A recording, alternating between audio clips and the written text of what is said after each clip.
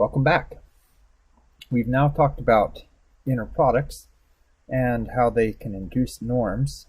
So inner product spaces, that is a vector space with an inner product, is actually a subspace of, or a subset of normed vector spaces. Now we're going to talk about a few specific types. I'm not going to go into great detail, but there are some wonderful properties of something called the Hilbert space. There's a little bit more about this in the printed course notes that are linked from the web page. But basically, to make everything work nicely, we want this concept that there are no missing points from a space. We've already talked about completeness in a vector space. In other words, you do some linear operation on a vector, you would expect the resulting vector to be in your space. But we're going to fill that in a little bit more. Okay, so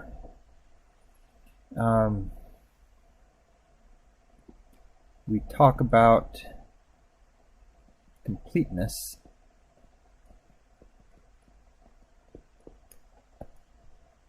Meaning there are no missing points in a space.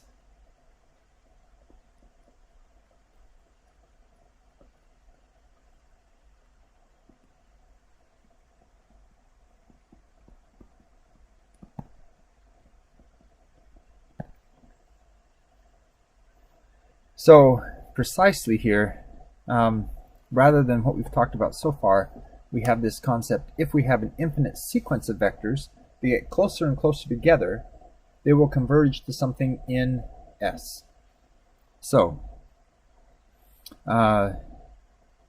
if an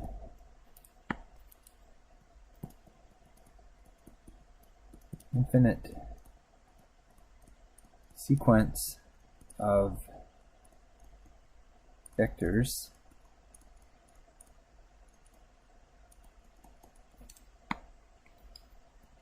increasingly close together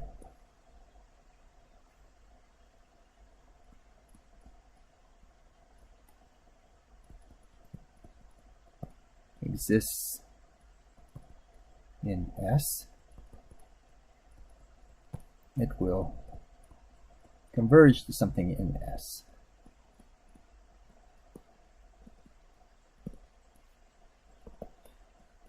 So let's make this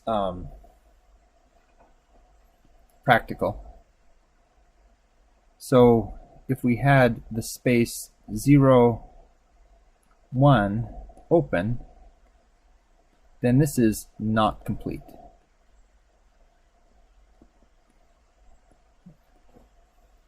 Whereas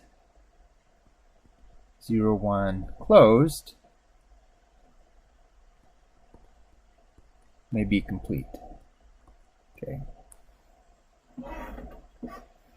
Because we could have an infinite series of vectors, for example, 1 minus 1 over x, as x becomes large, converges to 1. Everything except x equals infinity is in that space. But when x reaches infinity, then, well, in the limit, we should have 1 in the space, but it's not. So that's the problem there. So formally, that is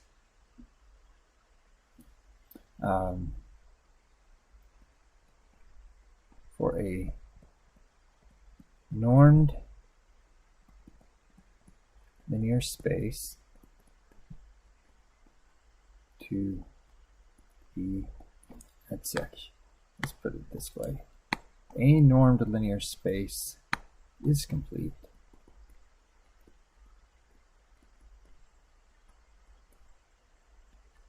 if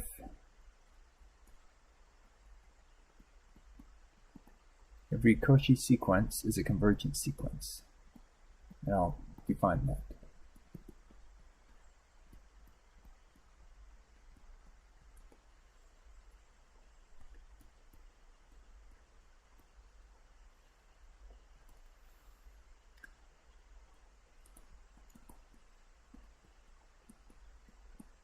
That is, for every sequence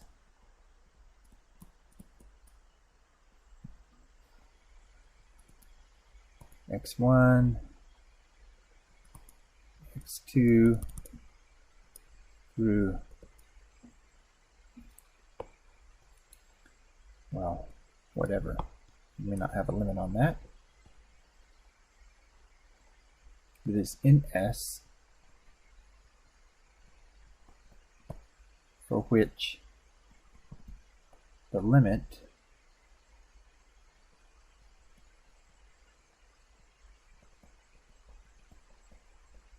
and I'll talk about each of these once I finish writing them.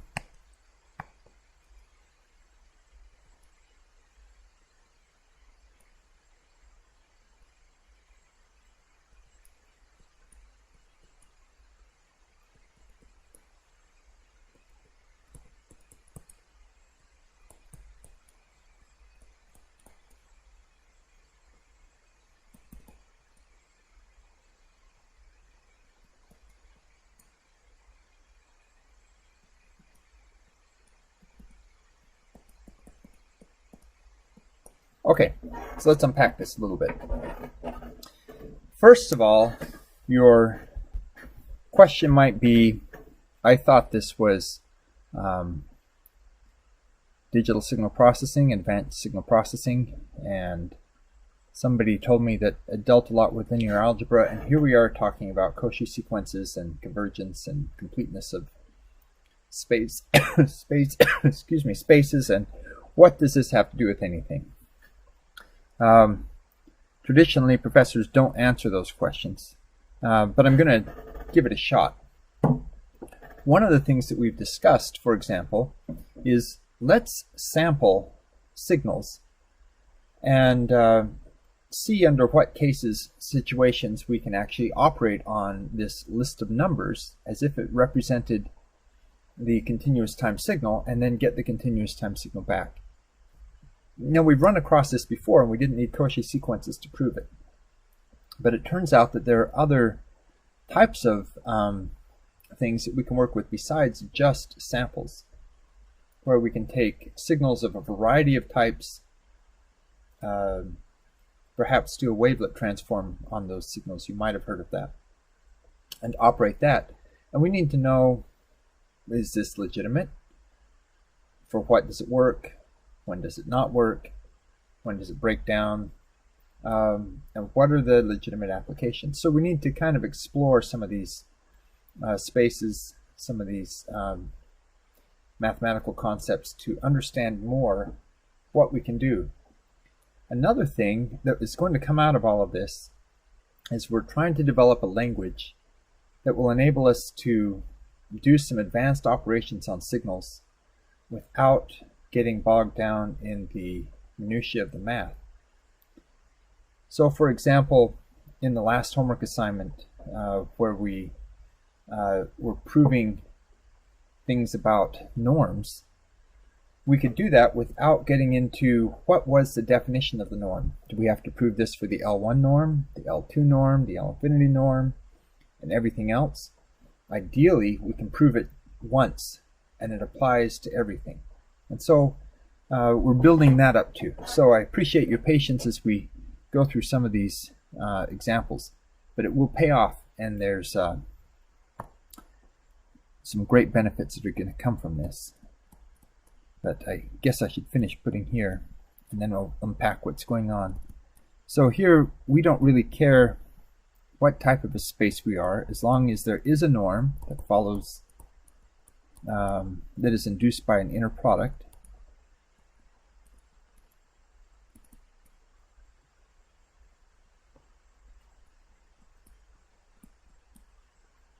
Actually, this works in the case of any norm that follows the rules of norms.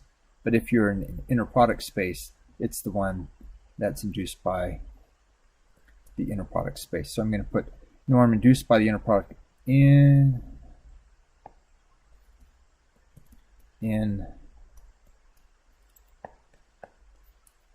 the case that S is an inner product space. Let's put it that way. Okay, so what's going on? This says as M and M both get really, really large, that X vectors get closer and closer together. So this is a little bit more general than saying that the space between two vectors goes to 0. This is saying the space between any vectors that are for which the indices are really, really large goes to 0 as we get to M and N both going to infinity. And it's saying that if that is the case, if this sequence of vectors that we define in some way has vectors that get infinitely close together, then the limit, there will be a limit in that case. The limit is going to be X star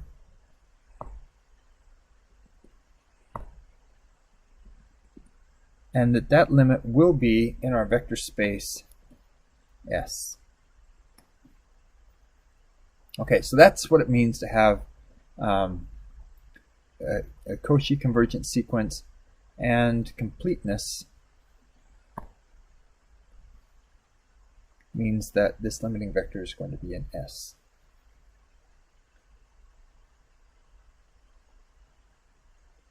Okay, so I used some examples here. One was of an open interval and one was a closed interval. And I said it may be complete. There are a variety of different ways you can define things, but this concept I think is easy to grasp. If you have an open interval, you do not have a complete space because you could have vectors get arbitrarily close to, in this case, 1, but 1 will not be in the space. So there are more words, more discussion of this once again in the class notes. But here's the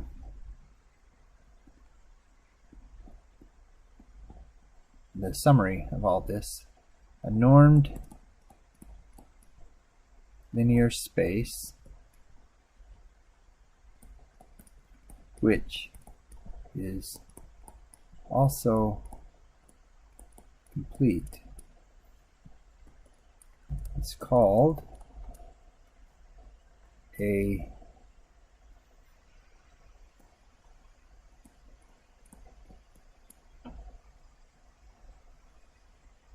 Banach space.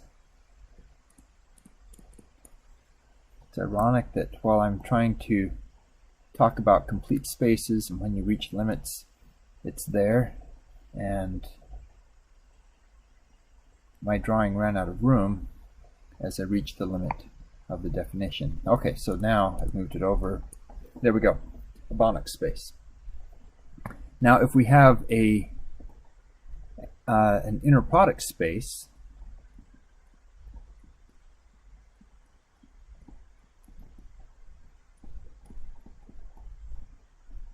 which is also complete,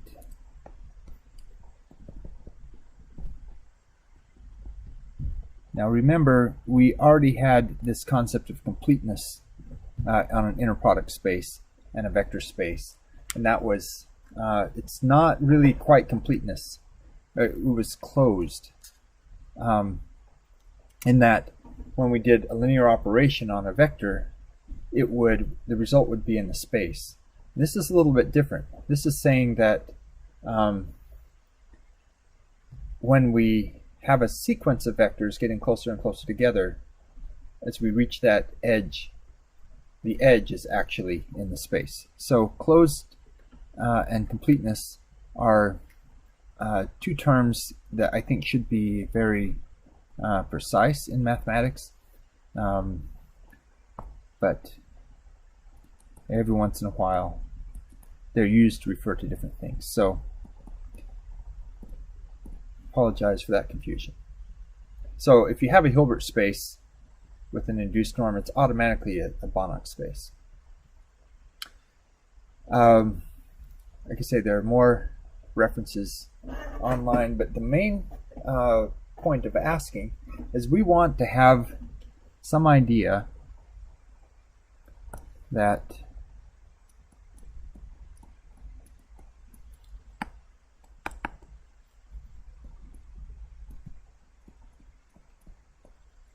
it makes sense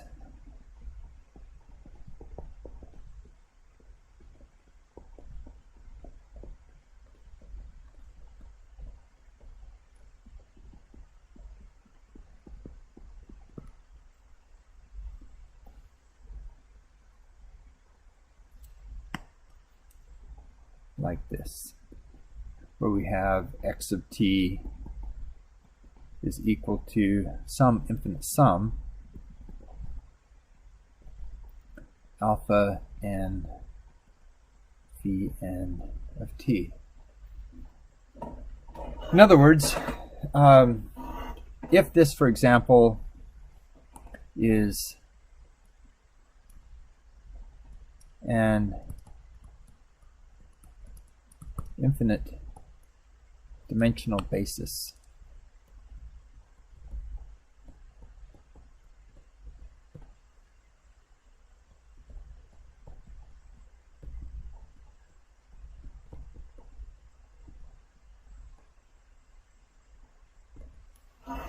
then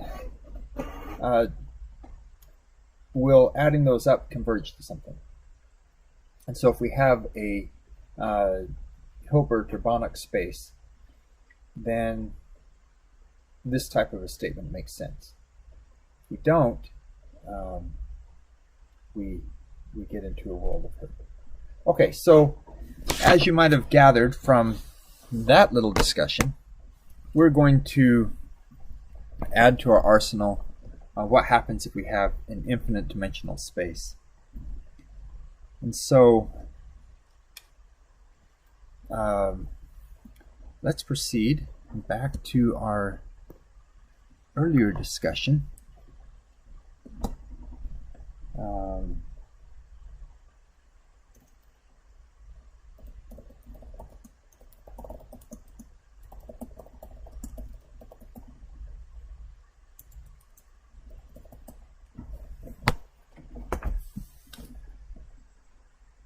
Like so. Okay, so we had this concept. We would like to approximate some function in a subspace. I'm not going to draw it back up, because we can always flip back, I guess.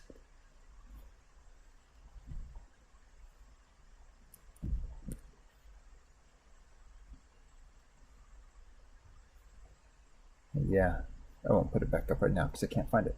Okay. Theorem. Let's let S be a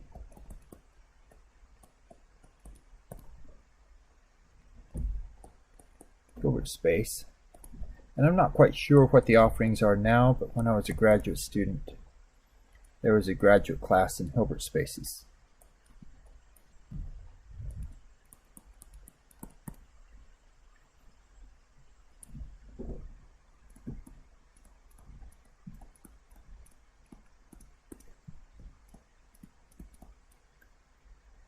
Oops.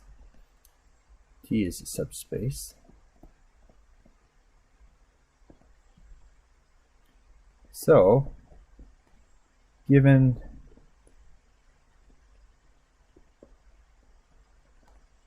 an arbitrary x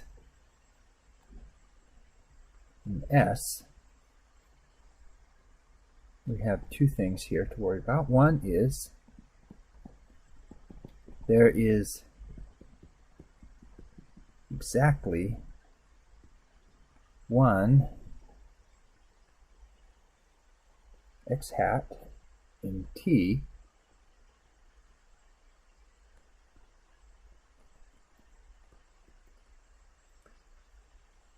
such that x minus x hat is orthogonal to t. So, meaning that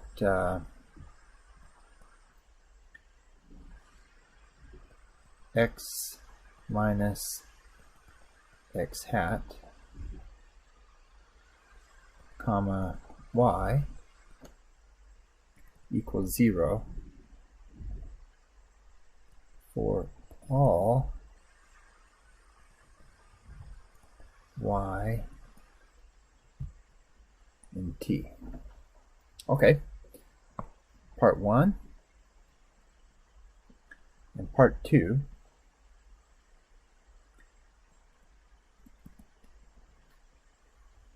This x hat is the closest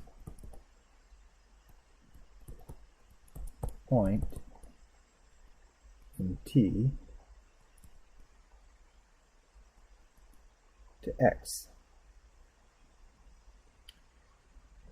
In other words,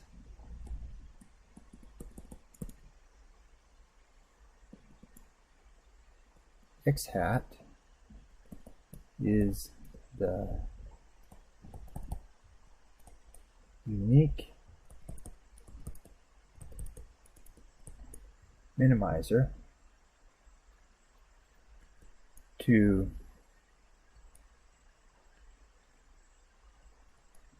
x minus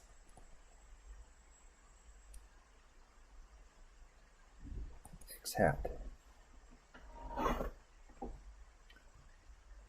Okay,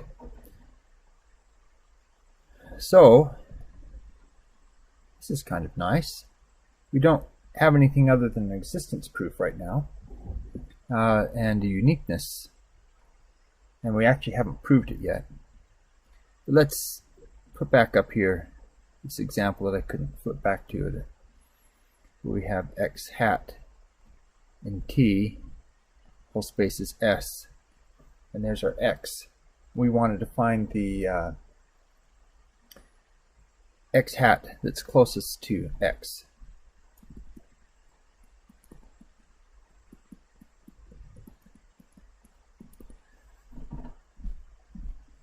And rather than pull out our old geometry notes from the 10th grade or whatever, we can now use Hilbert spaces.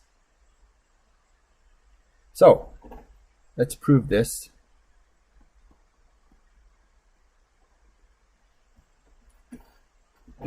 Just so you can kind of see how things unfold. So we'll start with the second part.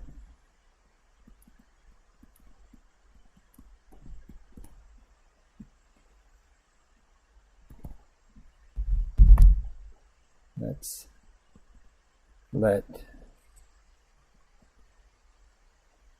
x hat be the vector that satisfies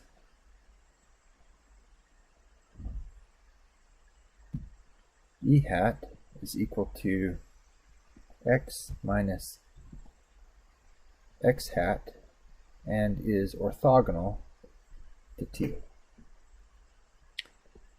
And then in a standard proof trick for this type of a thing, we're going to let y be any other vector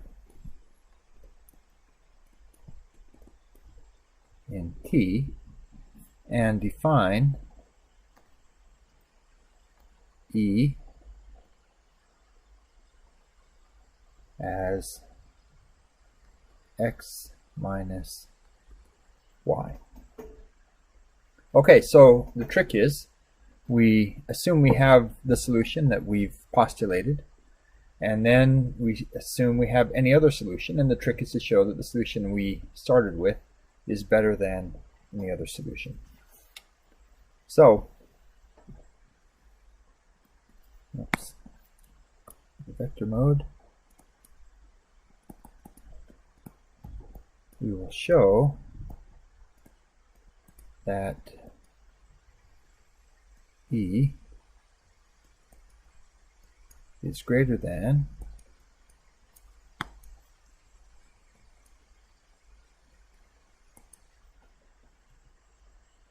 E hat. In other words, that the distance between x and x hat is greater than the distance between x and y, where y is any other vector in that space. So, when you're dealing with norms, as I'd mentioned, I think in our online office hours the other day,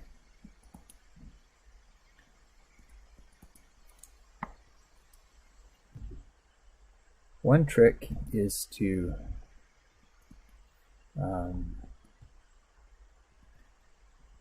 add and subtract things from inside. So this is going to be just equal to E hat minus y minus x hat. Okay, so in essence now we've added and subtracted x hat. Subtracted it from x to get E hat, and then added it back in by subtracting it from that difference on the right there. Well, we can write this in terms of our it's an induced norm, so let's take advantage of it.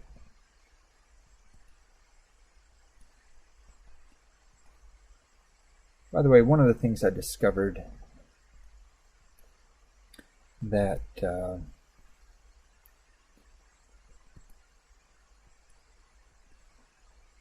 might give you some comfort, or maybe you already know this, but here we are running through this proof as if one step naturally follows the other. And I don't think that's the way proofs ever start out. Proofs usually start out with some intuition, experimentation, trying different things, refining, rewriting, checking, shortening, checking, seeing if there are better ways to do it, and then finally this highly processed and digested proof is handed to students and said, see, this is how you do a proof. Well, it's pretty hard to come up with something like that right out of your head. And it probably never was brought up right out of anybody's head. What instead happened was that it went through a lot of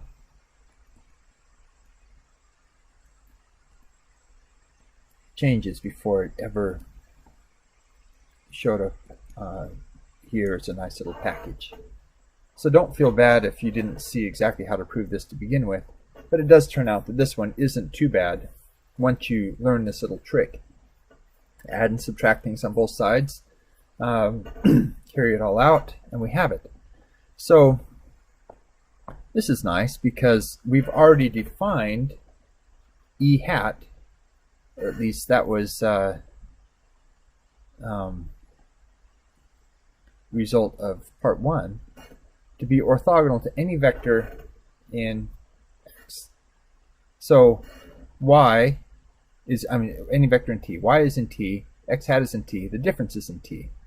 And E hat is orthogonal to that, so this is going to be 0. And we see the same thing on this side. So those two go to 0. So now we see that E is equal to E, and this must be non-negative, plus this quantity here, the norm squared of y minus x hat. Well, the norm of y minus x hat has to be non-negative. In fact, it's only 0 if y is equal to x hat. But we postulated that that was not the case, that y is another vector in T. So this is decidedly not 0. So we have that E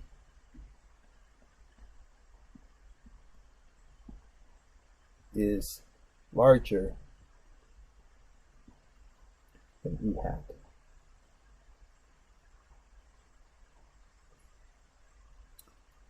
So that's the proof of part 2. Now we need to move on to part 1.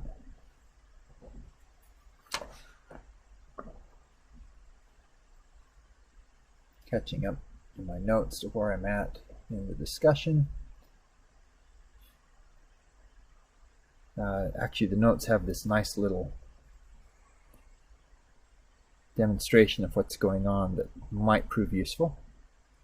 So in essence, we're saying we have some point x, and we have our closest point x hat. Y is going to be further away.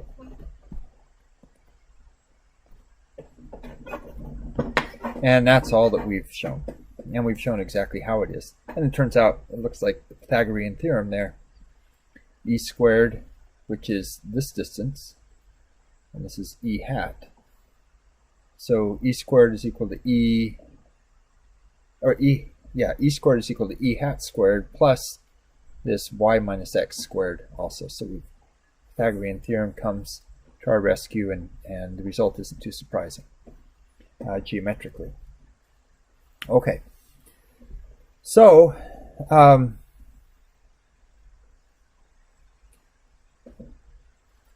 next, we need to show that there is exactly one that meets this. So,